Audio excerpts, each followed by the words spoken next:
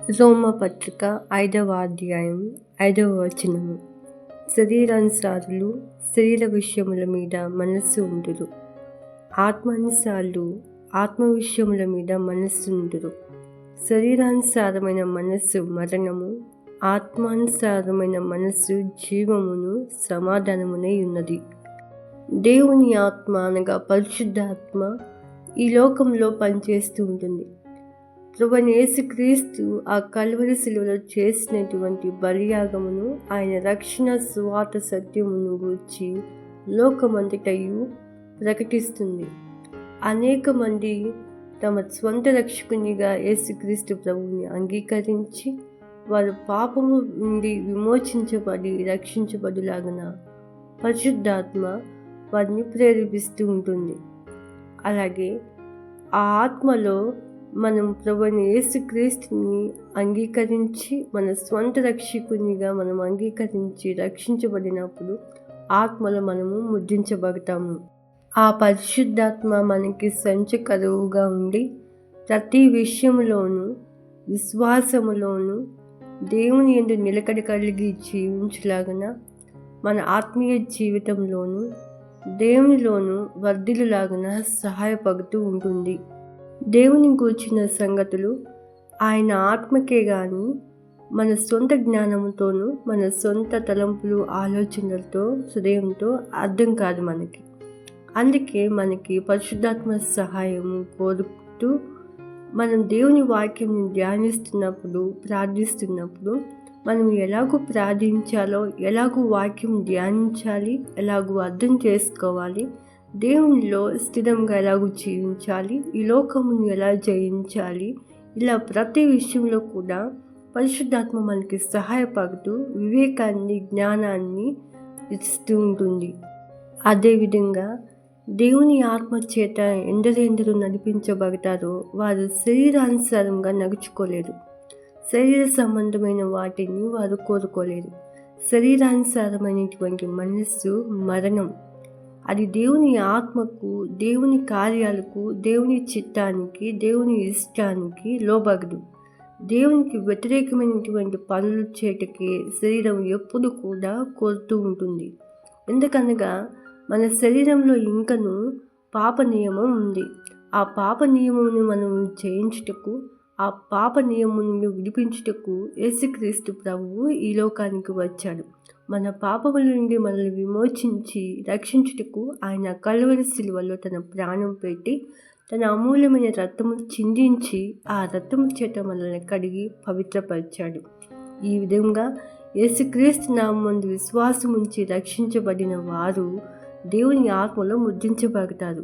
వారు దేవుని వాక్యానుసారంగా జీవించుటకు, దేవుని చిత్తానికి లోబడ్డానికి, దేవునిలో ఆత్మీయంగాను వర్ధిల్లటానికి పరిశుద్ధాత్మ సహాయం చేస్తూ ఉంటుంది.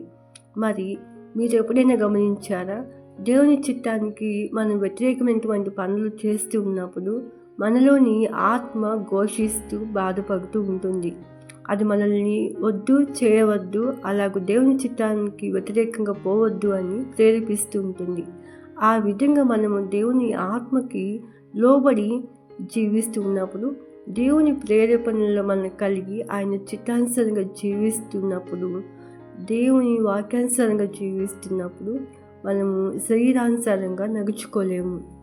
మీకు ఎలాగో తెలుస్తుంది పరిశుద్ధాత్మ ప్రేరేపణ లేదా సాతాను ఈ లోకంలో మనల్ని ప్రేరేపిస్తున్నాడా అనేది?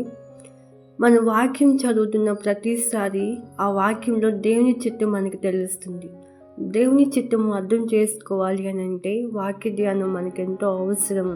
అలాగే పరిశుద్ధాత్మ సహాయము మనకెంతో అవసరము. పరిశుద్ధాత్మ సహాయము మనకి వాక్యం చదువు ప్రతిసారి కూడా ఆయనలోని సంగతులని, ఆయన చిత్తానుసారంగా జీవించుటకును, ఆయన సంకల్పమును గ్రహించుటకు మనకు సహాయం చేస్తూ ఉంటుంది. ఈ విధంగా ఆత్మానుసారంగా జీవిస్తూ ఉన్నప్పుడు మనము శరీరానుసారంగా నడుచుకోలేము. ఒకవేళ శరీరానుసారంగా నడుచుకున్న ఎడల అది దేవుని చిత్తానికి లోబడదు కాబట్టి, దేవుని సంకల్పములకు లొంగదు కాబట్టి మనం వ్యతిరేకమైనటువంటి మార్గంలో పోవలసి వస్తుంది. అలా వ్యతిరేకంగా మనం జీవించినప్పుడు అది మనల్ని మన అంతానికే దారి చేస్తుంది. శరీరానుసారమైనటువంటి మనస్సు అంటే శరీర సంబంధమైన వాటి మీద మాత్రమే దృష్టి పెట్టి దేవుణ్ణి పక్కన పెట్టేసేయడం, దేవుని చిత్తానికి లోబడకపోవడము, దేవుని సంకల్పాన్ని నెరవేర్చకపోవడము, దేవుని హృదయానుసారంగా జీవించకపోవడము. ఇది శరీర సంబంధమైనటువంటి మనసు కలిగిన వారు దేవుని వైపున, ఆయన చిత్తం వైపున దృష్టి పెట్టలేరు. అలాగే శరీరం చాలా ఉద్రేకాలతోనూ భావోద్వేగాలతో కూడిందై ఉంటుంది. దీనిలో ఎల్లప్పుడూ కూడా మనుషులు ఒకరి పట్ల ఒకరు హాని చేసుకుంటూ, అలాగే ఇతరుల పట్ల అసూయతోనూ కుళ్ళుతోనూ, అలాగే వారి హృదయ ఆలోచనలు కూడా చెడ్డవైపోయి ఉంటాయి.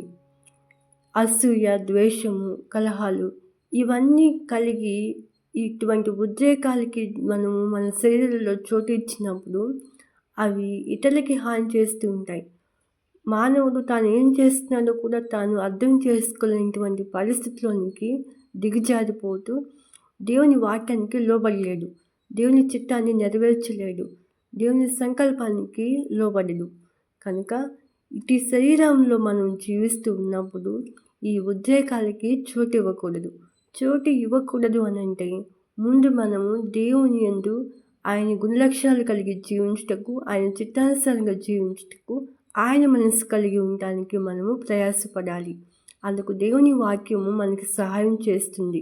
దేవుని వాక్యానికి లోబడి జీవిస్తున్నప్పుడు పరిశుద్ధాత్మ మిమ్మల్ని ఆత్మీయంగా ఎదగటానికి, దేవుళ్ళు అంతకంతకు వర్ధిల్లుటకును, దేవుళ్ళు స్థిరపడడానికి, బలపడడానికి సహాయం చేస్తుంది.